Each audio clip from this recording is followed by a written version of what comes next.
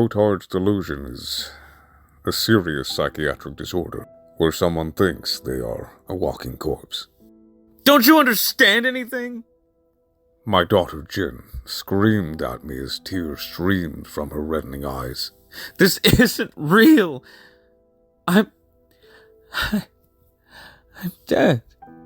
Please, sweetie, you're dealing with confused thoughts right now, I said, as her dark eyes blazed like smoldering mahogany. She glanced over my shoulder, nervously running her fingers through her straight black hair. We stood in the kitchen together.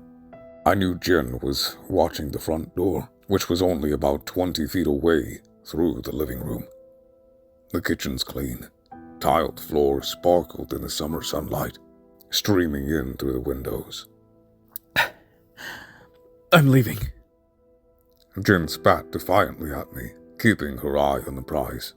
Get out of my fucking way. Please. You had a car accident and a concussion, I said patiently. Don't you trust me? Your own father.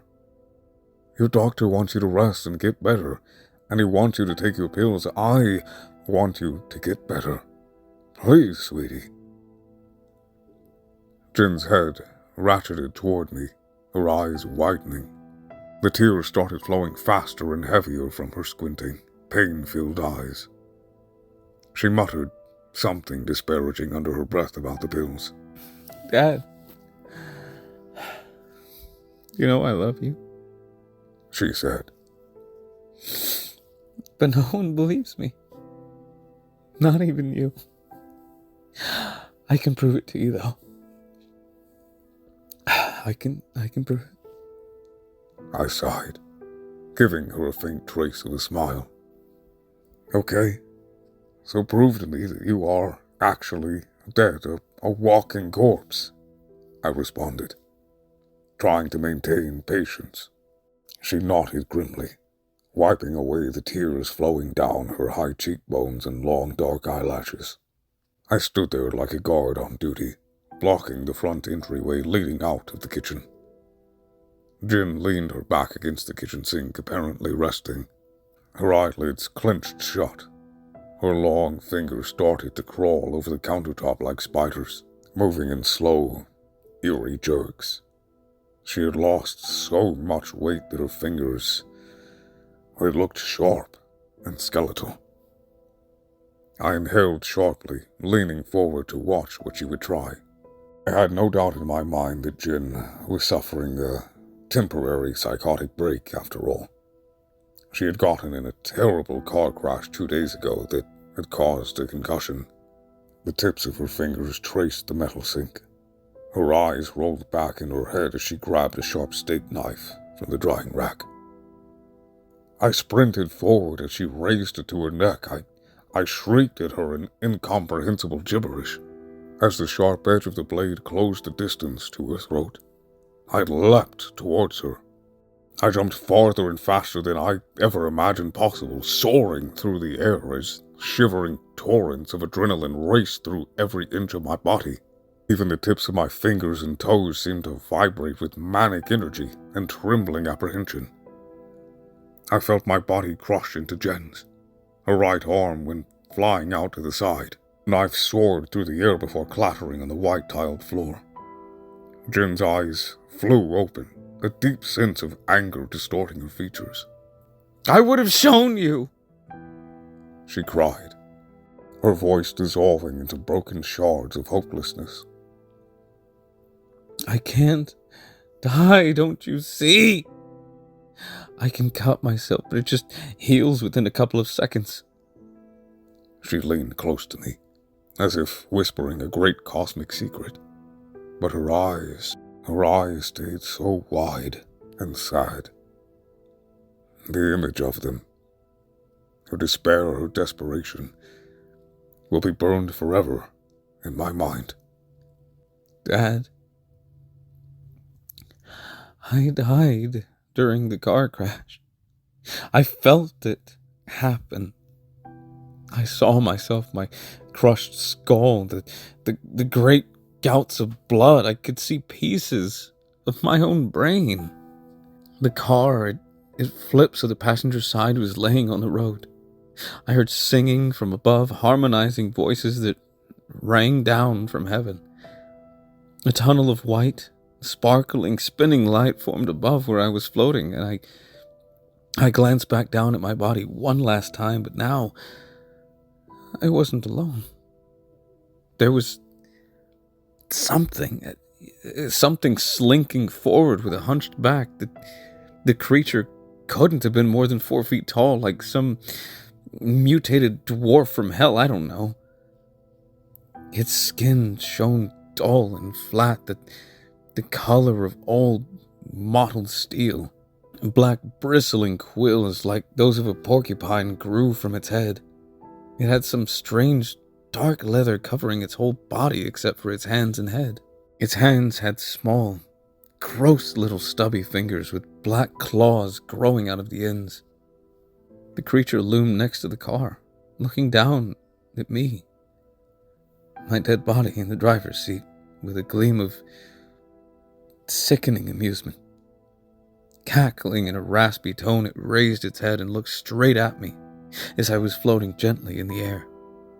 I saw its face entirely then. Its eyes looked like swirling orbs of cyanotic blue light. It had a large hooked nose, its black, withered lips pulled apart with a cracking sound. It's so disgusting I can hear it now, even mentioning it. And as its mouth opened wide, that sickening blue light poured out of its head. It spiraled around him like a snake, rising up in the air in double helix patterns. I watched the cold azure twister approaching my ghost body in horror.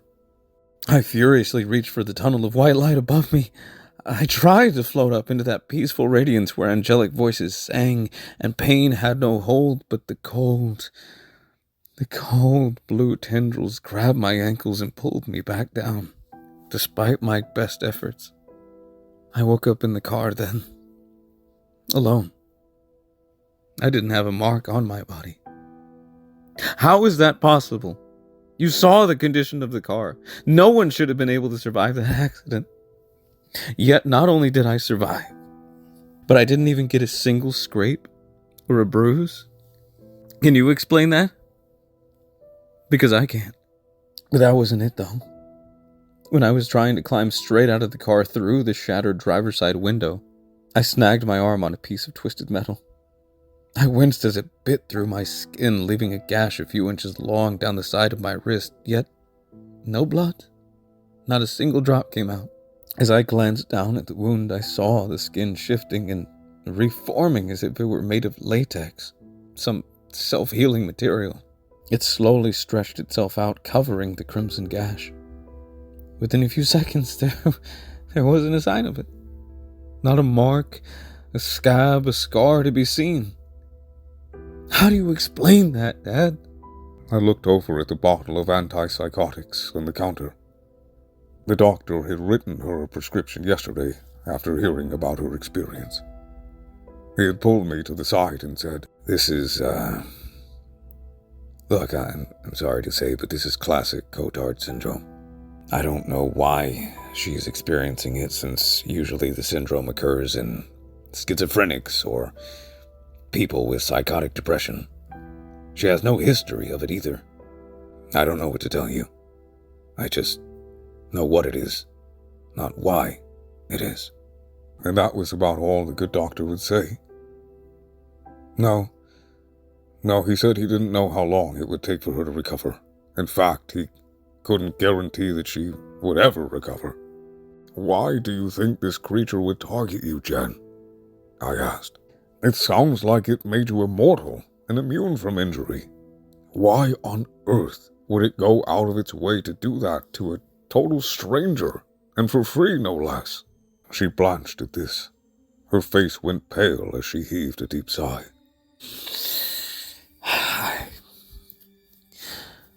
Bradley got us to try some new stuff out, she admitted sheepishly, talking about her boyfriend. Some occult stuff, I guess you could say. I thought it was all a joke, you know? I mean, I went over, he started talking about it after we took acid and tried using Ouija boards and going to old cemeteries and stuff, but nothing happened. I thought it was all nothing more than just a way to get a rise out of me, you know? Then somebody sent him a copy of some ancient-looking book, supposedly from the dark web. It was some medieval occult book that's nearly impossible to find. Bradley saw a spell for immortality, and we decided to try it out. Because I thought it was just a game. It was more complicated than anything we had done before. Terrifyingly so.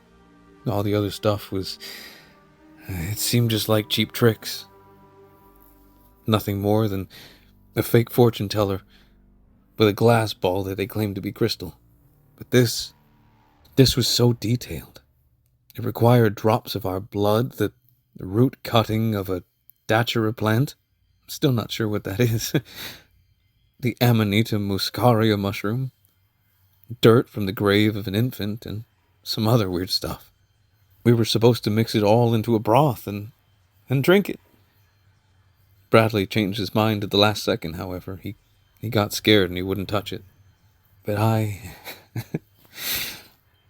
stupidly drank it, though.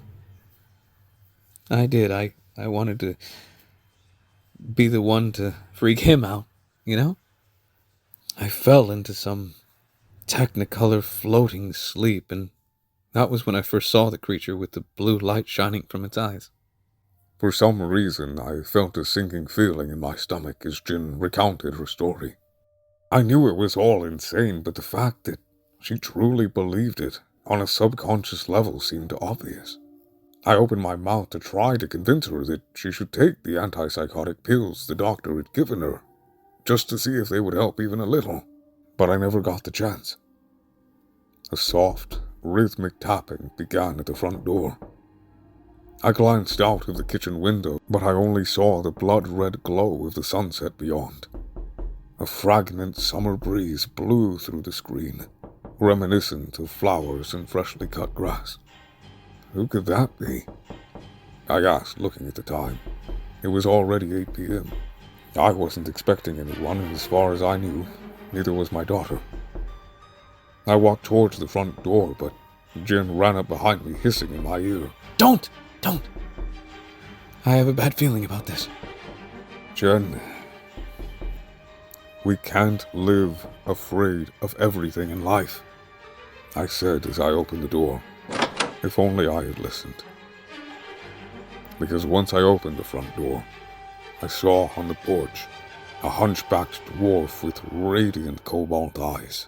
Behind him loomed the naked bodies of a dozen rotting corpses. And yet they stood on their feet, breathing in sickly, rasping gasps. Their eyes looked filmy and blue like the eyes of a drowned corpse. Sores eaten into their skin revealed a rotting muscle and fat underneath. They smelled like old rotted cheese and sweet infection. The dwarf creature stepped forward, giving me his hand. I didn't shake it. Good evening, sir, he said respectfully, his leathery black lips stretching into a grim, disgusting smile. My name is Castalvo. I am an acquaintance of your daughter's. Is she at home? I stepped back into the house and slammed the door shut in the dwarf's face. Jin was standing next to the door, shaking and crying. Call the cops, I whispered. Jen, get help! What the hell do you think you're doing? The tapping began at the door again, harder this time. It continued growing louder and louder, more insistent, until the door shook in its frame with every blow. I feared it would splinter into a million pieces under the strain. No use, Jen cried, covering her face. The entire front wall of the house shook now every couple of seconds. He'll find us. He always finds us. The door exploded inwards as if someone had taken a medieval battering ram to it. Chunks of wood rained down on my head. I'm sorry about that, Castolfo said innocently as he slunk into the house. The army of rotting bodies followed closely behind him. But a deal is a deal after all. I am only coming to collect, to keep up my end of the bargain. Collect what? I hissed, my heart pounding in my chest, streams of cold sweat running down my face. Well, your daughter, of course, He said, giving me a sadistic smile. She asked for immortality, and I granted it. In exchange, she must spend eternity working for me. I gave all these other ones immortality as well, after all. He gestured to the naked corpses of men and women that surrounded him like brain-dead puppets. His smile disappeared like the mist under a summer sun. Grab her, he commanded to the undead. With blank expressions on their lipless, mutilated faces, they closed in on Jen. She pulled out a pocket knife, flipping it open. No, fuck you! She screamed. The first corpse jumped at her, the sores on its arms leaking strange fluids as its fingers wrapped around her neck. With a gurgling cry, she raised the knife high and brought it down onto the undead creature's neck. Blood the color of granite dripped languidly down from the slice for a few moments, and then, before my eyes, it started to seal itself back up, the skin stretching and dancing until the wound had faded into nothing, just like Jin had said happened to her. I don't want to look like these things, Jin said in horror as they surrounded her. I felt shell-shocked. I wanted to run into the crowd of undead and save her, but I was outnumbered and afraid they would simply kill me. Will I rot too? Oh, yes. He cackled in a sing-song tone. They rot, you rot too. We all rot in the end. Their bodies may be able to heal physical wounds, but no one can stop time forever. Jin's hair had started to fall out at this point, and I noticed her skin looked looser. It seemed the first subtle signs of her decay had already begun. Costolfo turned to me, nodding briskly. I believe our business is done here, he said amiably. Blue light fluttered and spun out of his mouth with every word that he spoke. Good evening, then. I am truly sorry about the door, though. He motioned for his undead puppets to take Jin outside with him. As he walked through the threshold, I started like a man waking up from a nightmare. "You're not taking my daughter!" I shrieked, rushing at the dwarf from behind. I heard a slight, tinkling laughter as my body smashed into his. A burning jolt of blue electricity jumped up from his skin and into my hands, running up my arms like fire. I tried to scream in pain, but all my muscles had locked up. I fell on the living room floor, kicking and seizing. A car then pulled up in front of the house. From the corner of my eye, I saw Jin's boyfriend, Bradley. He got out of the car and stood on the sidewalk looking at the shattered door. He then took a shotgun out of the car. Stop, you bastard! Bradley screamed at the dwarf, but Costolfo only gave a faint smile and kept walking. You think you can hurt me with your little toys? What a silly boy. Bradley returned his grin.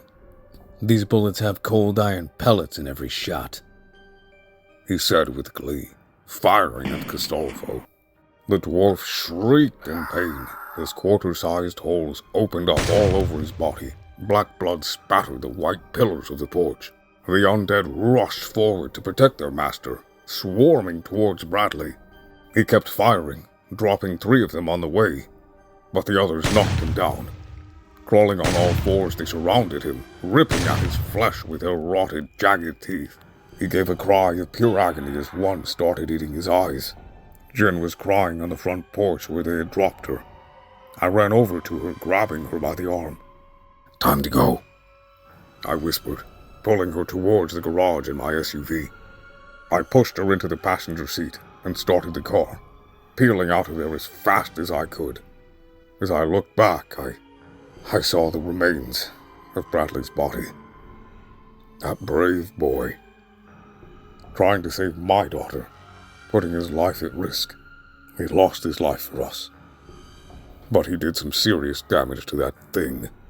His face, it had become a mask of gore and ragged strips of flesh. His intestines hung over the bushes in the yard like Christmas tinsel. But he saved Jim's life, and mine as well. However, I don't think that's the end.